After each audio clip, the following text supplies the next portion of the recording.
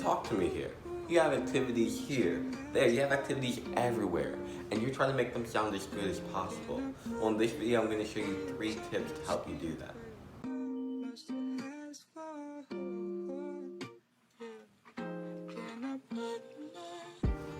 The first thing I'm going to tell you to do is spin the details. You see what I did with the word details there? I hope you like my spin on it. I'm so funny. So, true story. I was my high school starting goalie. You know another true story? I was the only one who wanted to play that fucking position. So it's not a lie to say I was the starting goalie, even though I was the only goalie. So like if I didn't start, we weren't gonna have a game. Not my fault. Alright, tip number 2. Don't try to play something as successful if it wasn't. So in my past videos, I talk about my jewelry business. You know, I bet a lot of you assume, oh yeah, it was a successful jewelry business. No, you know, I wouldn't really say that. I mean, a successful jewelry business, that can be debated. But the thing is, I turned it into something magical, right?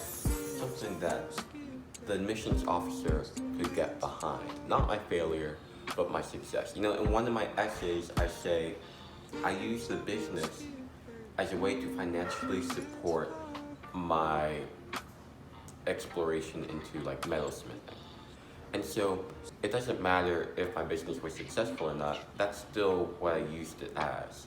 And I never tell them like how much I made or, you know, how many customers I had. I just focused on what I wanted to focus on. Alright, tip number 3. If you're part of a team, use the team stats.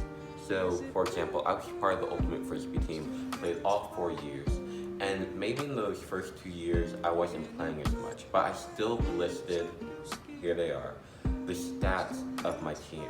And they're very impressive, even if I may not have played a key role in those stats. By listing those stats, you can show how good that team was without directly involving yourself. So like even if you weren't a key player in those stats, you still have them, if that makes any sense. And then one last tip, these the tiny little space they give you to describe your essay, just don't use complete sentences, period.